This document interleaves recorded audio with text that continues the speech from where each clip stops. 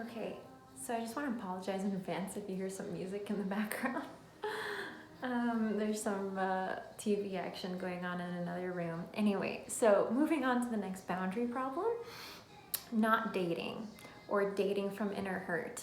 So this can happen actually in any relationship, like I mentioned before, in terms of how we have conversations with other people. If we are reacting out of a place of hurt, 100% we're gonna have problems with not just establishing a boundary, but having other people respect that boundary. And I think in terms of not dating or, not talking to new people when you're in a new space or at church or at youth group or at a Bible study or in a class, I think part of that too is fear of rejection. If you were in my last Bible study, we explored that topic of feeling lonely, left out, rejected, and how it's so important to have these practical ways that we can really delve in and figure out what the root of that is, and really address it. And so I think a lot of times in the dating realm, if we choose not to date, it's normally because in the past we might have experienced conflicts with boundaries.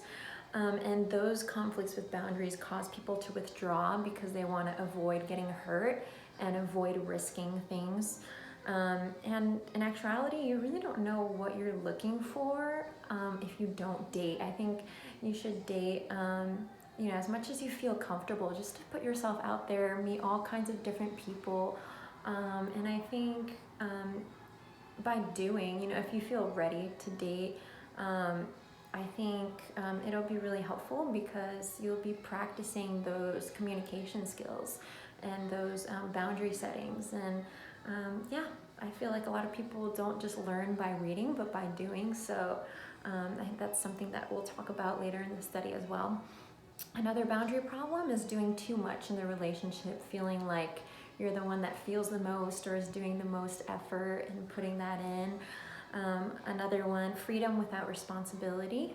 So we do have the freedom to act how we would want within reason. We want to make sure we're respecting each other.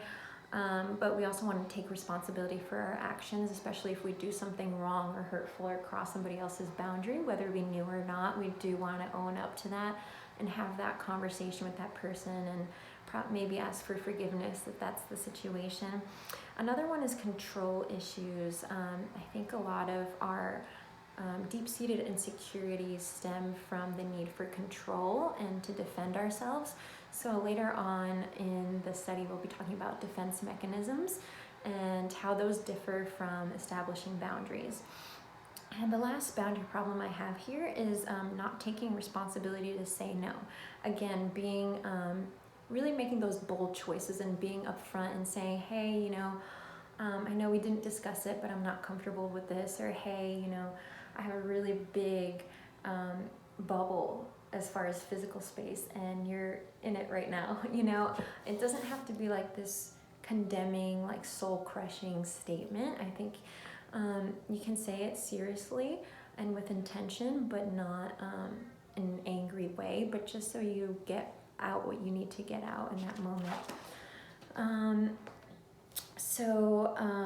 In the following chapters, we will talk about requiring and embodying truth.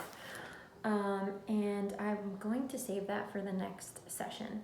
So I know this video is broken up into parts. It's because my storage, unfortunately, is running out on my phone. So if you guys have any questions, concerns, prayer requests, definitely drop them in the group chat. And I can't wait to see you guys 2 weeks from now, next Sunday, or 2 Sundays from now at 6 p.m.